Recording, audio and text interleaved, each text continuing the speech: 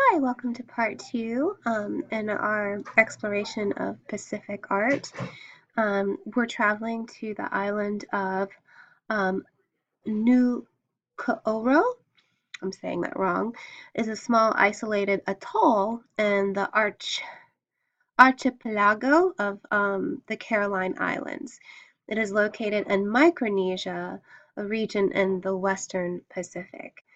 An atoll is a ring-shaped coral reef including a coral rim that encircles a lagoon partially or completely. So here you can see an aerial view of that.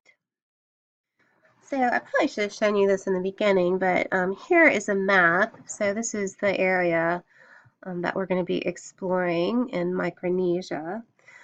Archaeological excavations demonstrate that Nuku'oro has been inhabited since at least the 8th century. Oral tradition corroborates these dates, relating that people left the Samoan archipelago in 2 canoes led by their chief Wawi. The canoes first stopped at Nuku Fetawu in Tuvalu, and you'll see all these in the written lecture notes, and later arrived on the then uninhabited island of Nuku'oro. These new Polynesian settlers brought with them ideas of hierarchy and rank, and aesthetic principles such as the carving of stylized human figures. However, the new inhabitants also incorporated Micronesian aspects such as the art of navigation, canoe building, and loom weaving with banana fiber. Because Nuku'oro is geographically situated in Micronesia, but is culturally and linguistically essentially Polynesian, it is called a Polynesian outlier. And an outlier is usually referred to as an individual or someone who kind of breaks the mold a little bit and doesn't really doesn't really fit into a category. So here are some of the stylized human carvings that we'll be looking at. The Spanish navigator Juan Bastida Monteverde was the first European to sight the atoll on the February 18th, 1806, when he was on his way from Manila in the Philippines to Lima in South America. The estimated 400 inhabitants of Nuku'oro engaged in barter and exchange with Europeans as early as 1830, as can be attested from the presence of Western metal tools. A trading post was only established in the 1870s. From the 1850s onward, American Protestant mission teachers who had been posted in the area visited Nuku'oro regularly from the Marshall Islands and from the islands Lukunor, Po Nepe, and Ko Srei. I feel terrible with these pronunciations, and it takes so long to look them up and listen to them. But again, these are in your lecture notes. However, when the American missionary Thomas Gray arrived in Nuku'oro in 1902 to baptize a female chief, he found that a large part of the population was already acquainted with Christianity through a Nuku'oran woman who had lived in Po'nepe. When Gray returned 3 years later, he found that the local sacred ground, which is called Mara, and the large temple had been replaced by a church. By 1913, many of the pre-Christian traditions, including dance, songs, and stories, were lost. Most of the wooden images had been taken off the island before 1885 and subsequently lost their function. So earliest sources in 1874, the missionary Edward T. Dewaney made the first mention of carved wooden figures. It's unclear, however, whether this experienced missionary got his information where he got his information from, as he never left his ship, the Morning Star, to go ashore.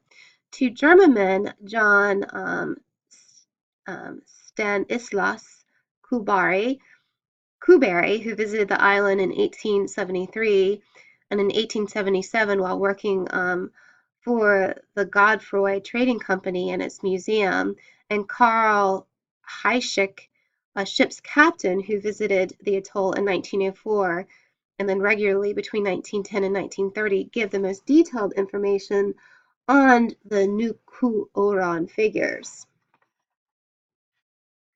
So the first Europeans to collect the Nuku'oro sculptures were said to found them coarse and clumsy. It's not very nice. The surfaces were smoothed with pumice, which was abundantly available on the beach. All the sculptures range in size from 30 centimeters to 217 centimeters, have similar proportions. There's an ovoid head, tapering slightly at the chin, and a columnar neck. The eyes and nose are either discretely shown as slits or not at all. The shoulders slope downward, and the chest is indicated by a simple line going across. Some female figures have rudimentary breasts. Some of the sculptures, be they male, female, or androgynous, have a sketchy indication of hands. So we see that sort of lack of attention to the hands and feet. The buttocks are always flattened and set on a flexed pair of legs. Local deities in Nuku'oro resided in animals or were represented in stones, pieces of wood, or wooden figurines. Dino Atu, that's what they were called. Each of the figurines bore the name of a specific male or female deity, which was associated with a particular extended family group, a priest, or a specific temple. They were placed in temples and decorated with loom-woven bands, fine mats, feathers, paint, or headdresses. The Tunu Atu occupied a central place in an important religious ceremony that took place towards the month of Matakari, spelled Mataariki, when the Pleiades are visible in the west at dusk. The rituals mark the beginning of the harvesting of two kinds of taro, breadfruit, arrowroot, banana, sugarcane, pandanus, and coconuts. During the festivals, which could last several weeks, the harvested fruit and food offerings were brought to the wooden sculptures. Male and female dances were performed, and women were tattooed. Any weathered and rotten statues were also replaced during the ceremony. For the period of these rituals, the sculptures were considered the resting place of a god or a deified ancestral spirit. So here we're actually looking at a earliest 20th century artist named Alberto Giacometti. When the Swiss sculptor Giacometti made his famous sculpture, which we're looking at now, Hands Holding the Void, he was inspired by wooden Nuku'oro figures he had seen at the museum, one of the museums in Paris.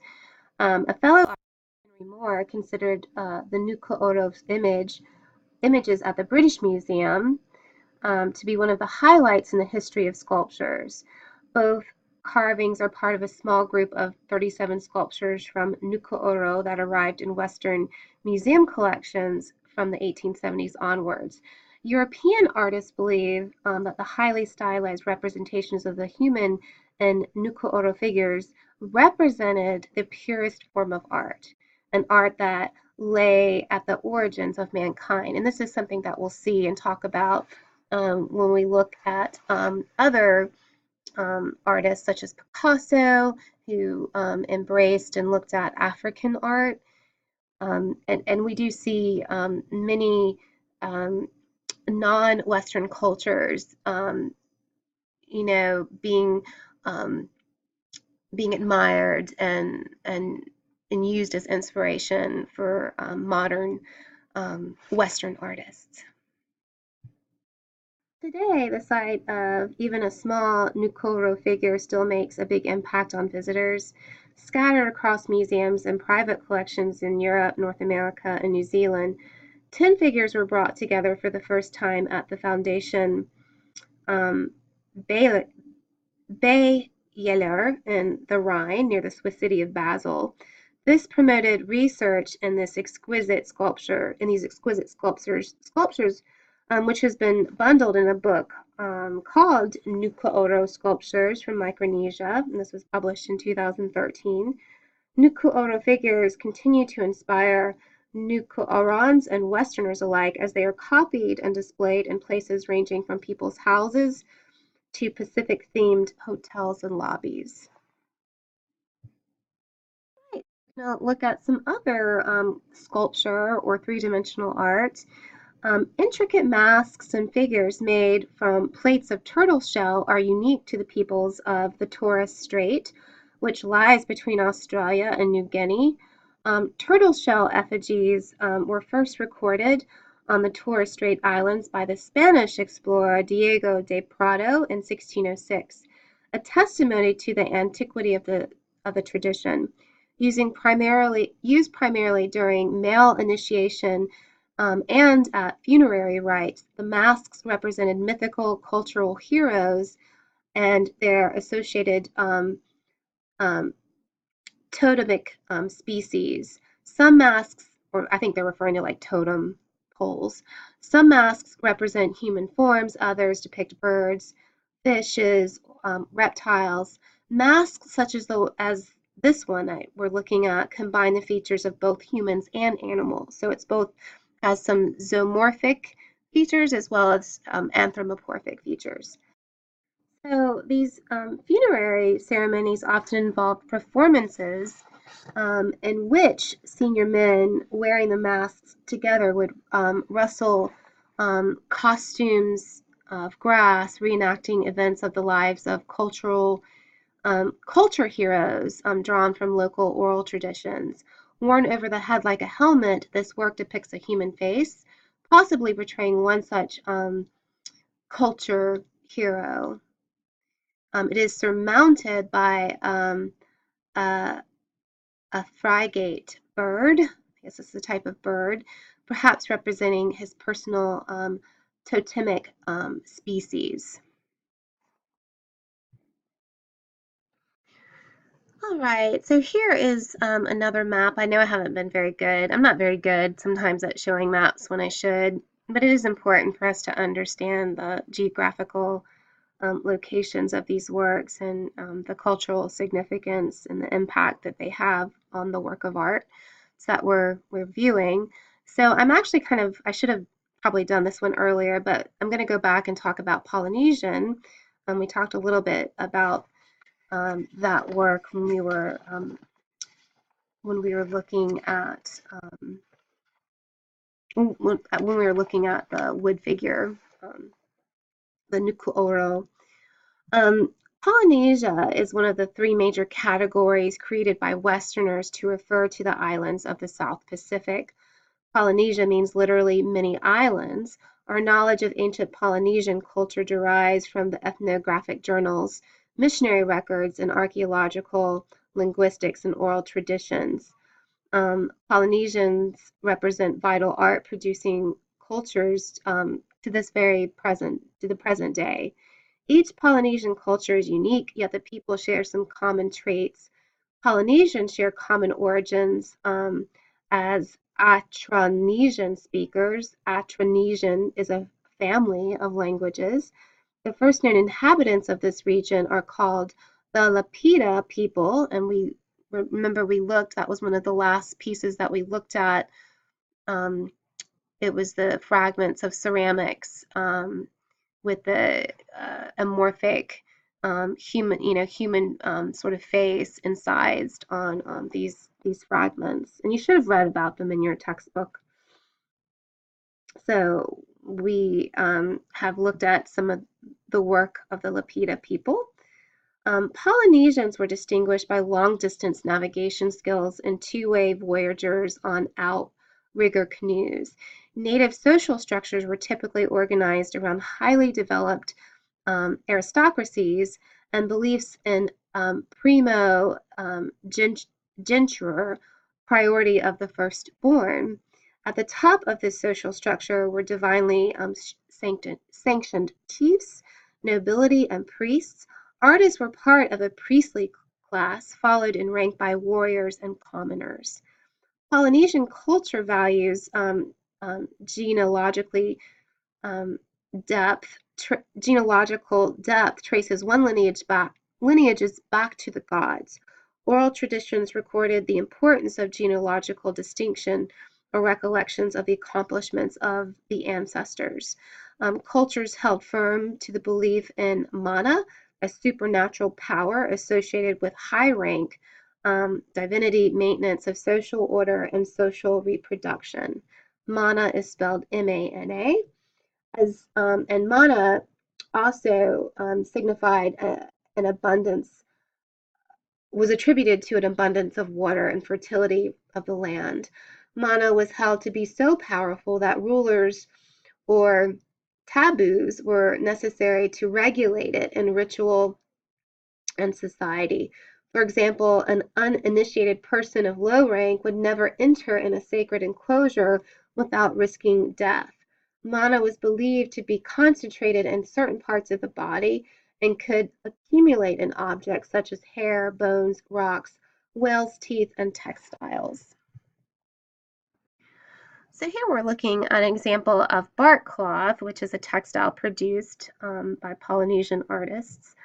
And here we're going to focus on gender roles in the arts. Gender roles were clearly defined in traditional Polynesian societies. Gender played a major role dictating a woman's access to training, tools, and materials in the arts. For example, men's art were often made of hard materials such as wood, stone, or bone, and men's art were traditionally associated with the sacred realm of rites and ritual. Women's arts historically utilized soft materials, particularly fibers used to make mats and bark cloth. Women's arts included ephemeral materials such as flowers and leaves. Cloth made of bark is generically known as tapa, T-A-P-A, across Polynesia, although terminology, decorations, dyes, and designs vary throughout the different islands. Here's another example. Generally, to make bark cloth, a woman would harvest the inner bark of the paper mulberry, which is a flowering tree. The inner bark is then pounded flat with a wooden beater, referred to as an eek, I-K-E, or maybe it's referred to a key, or an anvil, A-N-V-I-L, usually made of wood. In eastern Polynesia, bark cloth was created with a felting technique and designs were pounded into the cloth with a carved beater. In Samoa, the designs were sometimes stained or rubbed with wooden or fiber design tablets. In eastern Polynesia, patterns could be applied with stamps made of bamboo, whereas stencils of banana leaves or other suitable materials were used in Fiji. Bark cloth can also be undecorated, hand-decorated, or even smoked, which they do in Fiji. Design illustrations involve geometric motifs in an overall ordered and abstract. Another example of a tapa cloth, and this was likely used as a room divider. The most important traditional use of tapa were for clothing, bedding, and wall hangings. Textiles were often specially prepared and decorated for people of rank. Tapa was ceremonially displayed on special occasions such as birthdays and weddings. In sacred contexts, tapa was used to wrap images of deities. Now we saw this in one of the first images of the staff god, the wooden staffs that were wrapped in these like dense layers of bark cloth. Even today, at times of death, bark cloth may be an integral part of funeral and burial rites. In Polynesia, textiles are considered a woman's wealth. In social settings, bark cloth and mats participate in a reciprocity patterns of cultural exchange. Women may present textiles as offerings in exchange for work, food, or to mark special occasions. For example, in contemporary context in Tonga, huge lengths of bark cloth are publicly displayed and ceremoniously exchanged to mark special occasions. Today, Western fabric has also been assimilated into exchange practices.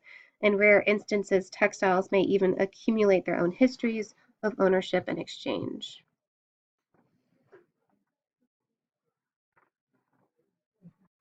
So here is an example of another sort of use of tapa as a textiles. Niue is an island country south of Samoa.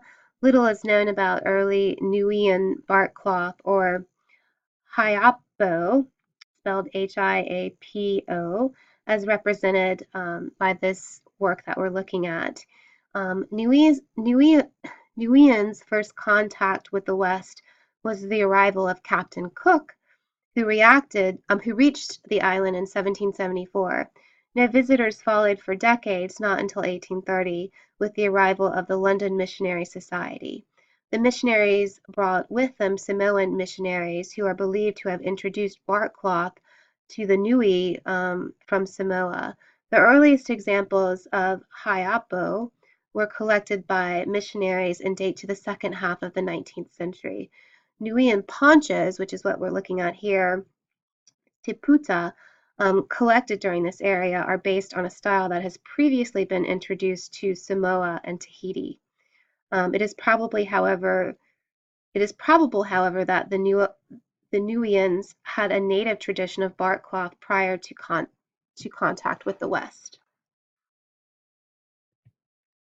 So this is the work that your AP College Board has posted, and this is the picture that they're using. In the 1880s, a distinct style of Haiapo decoration emerged that incorporated fine lines and new motifs. Haiapo from this period are illustrated with complicated, detailed geometric designs. The patterns were composed of spirals, concentric circles, squares, triangles, and diminishing motifs. So you can see it's quite decorative and quite intricate. The design motifs decrease in size from the border to the center of the textile. Niueans created naturalistic motifs and were the first Polynesians to introduce depictions of human figures into their bark cloth. Some Haiapo examples include writing, usually names, along the edges of the overall design. Niuean Haiapo stopped being produced in the late 19th century. Today, the art form has a unique place in history and serves to inspire the contemporary Polynesian artist. A well-known example is Niuean artist John Pule, who creates art of mixed media inspired by traditional Haiapo designs. I brought up one of John Pulei's images, and you definitely can see that the tradition of tapa and Niuean Haiapo